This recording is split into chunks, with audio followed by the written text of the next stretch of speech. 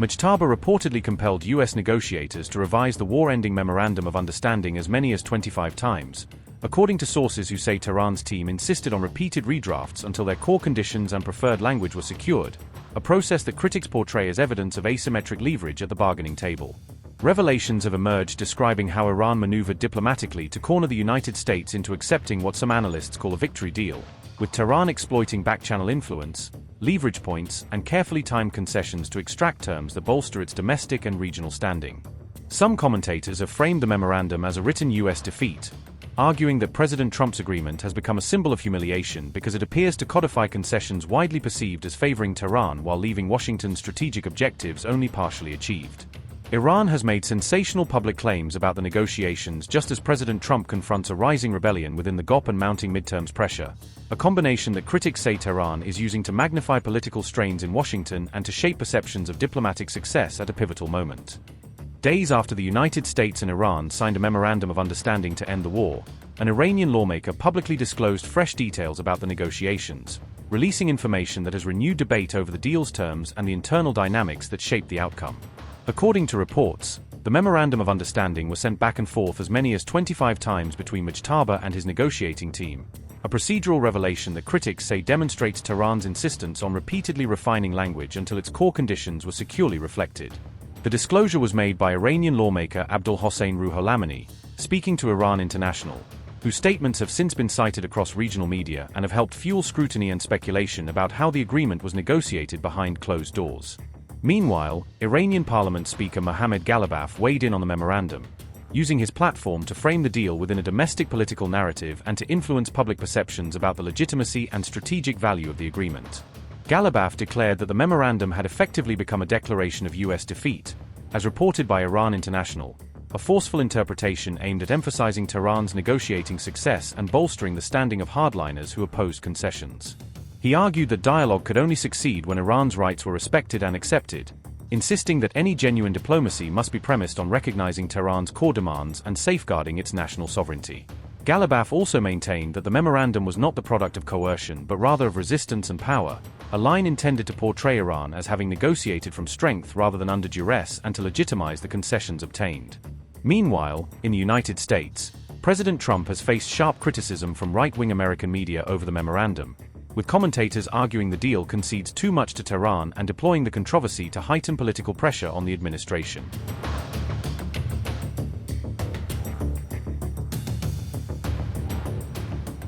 After Republican critics voiced their objections, right-wing media outlets in the United States have joined the chorus, mounting a sustained campaign against Washington's deal with Tehran that blends sharp commentary, alarmed analysis and partisan framing intended to shape public opinion and pressure policymakers. Fox News commentator Mark Levin warned that the Iran deal would significantly strengthen Tehran, arguing in forceful terms that the agreement hands Iran tangible strategic advantages which could alter the regional balance of power and undermine long-term U.S. and allied security interests. The Fox News commentator, Mark Levin, said, and I quote, "The Iranian regime will now receive more money from this deal in a single year than Israel receives in 10 years, nearly all of which buys military equipment from American companies. Israel is actively and aggressively focused on complete economic and military independence. It does not want to be treated as a sterling partner in war, but a belittled punching bag the rest of the time. Just listen to what's said about Israel by Democrats, woke-right podcasters, TV hosts, and even some of our friends. I fear we will regret this as we grow closer to countries like Qatar, Turkey, Saudi Arabia, and Pakistan and go down a narrow and dark path." Unquote. Many Americans view Washington's deal to end the war as overly favorable to Tehran, arguing that the terms appear to grant Iran disproportionate benefits while leaving key U.S. and allied security concerns insufficiently addressed. One of the most contentious flashpoints centers on the anticipated scale of economic relief and the large sums of money that critics say would flow to Iran, a financial transfer they fear could materially strengthen Tehran's regional influence and reduce incentives for behavioral change. The Memorandum of Understanding envisions lifting sanctions on Iranian oil exports and unfreezing Iranian assets, Measures designed to restore Tehran's access to international markets but viewed by opponents as potentially accelerating Iran's revenue streams with limited oversight. Included in the proposals is a suggested $300 billion fund for reconstruction, a sweeping financial package intended to rebuild war-damaged areas, but which opponents argue risks empowering the Iranian state without sufficient guarantees on how the money would be managed and monitored. Members of President Trump's own party, saying they are receiving too little in return, have publicly criticized the deal, accusing the administration of conceding too much while failing to secure concrete, enforceable commitments that would demonstrably curb Iran's destabilizing activities.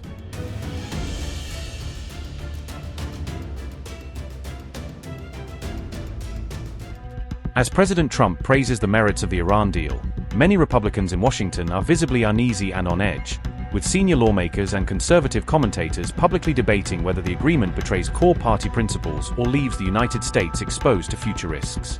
Republicans angrily condemned President Trump's interim deal with Iran as a mistake, arguing that the pact contains concessions that could embolden Tehran and that the administration moved too quickly without securing ironclad guarantees or congressional oversight. The administration hailed the 14-point memorandum of understanding as a major win, intended to end the 110-day conflict, presenting the agreement as a diplomatic breakthrough that prioritizes de-escalation and the rapid return of stability to a volatile region. Republican Senator Bill Cassidy said, quote, "Reagan is rolling over in his grave. Iran's nuclear ambitions were not curbed, and they have learned that threatening the Strait of Hormuz works and will undoubtedly leverage it in the future. Now, Iran gets to build brand new infrastructure under this deal. Before the war, the strait was open, Iran was being crushed by sanctions, and 13 service members were still alive. Now, 13 Americans are dead, families have paid billions at the pump, sanctions will be lifted, and the bombing has stopped. This is the worst foreign policy blunder in decades," unquote. Trump administration officials emphasized the downblending of enriched uranium as an important safeguard, claiming that converting higher enriched material into forms less suitable for weapons reduces immediate proliferation risks and serves as a verifiable confidence-building measure. But critics counter that Trump's Iran deal accomplished less than the 2015 nuclear agreement negotiated under President Obama, saying the interim pact lacks the long-term, legally binding restrictions and intrusive verification mechanisms that defined the earlier accord. Another prominent Republican, Senator Ted Cruz, described elements of the pact as ill-advised and urged that further details be disclosed and scrutinized, warning that without greater transparency and stronger enforcement measures the agreement could prove dangerous rather than stabilizing. Republican Senator Ted Cruz said, and I quote, "What has been released so far suggests that, unfortunately, the president is getting, I think, very poor advice when it comes to this deal. History teaches that giving billions of dollars to theocratic lunatics who want to murder us is a bad idea," unquote.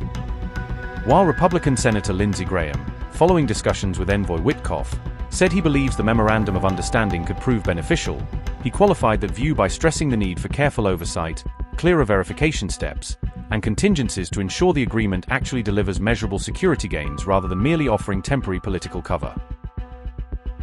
Republican Senator Lindsey Graham said, and I quote after this discussion, "It is my opinion that signing the MoU will be beneficial to the United States, inasmuch as the Strait of Hormuz will begin to open, and the hostilities with Iran will stop.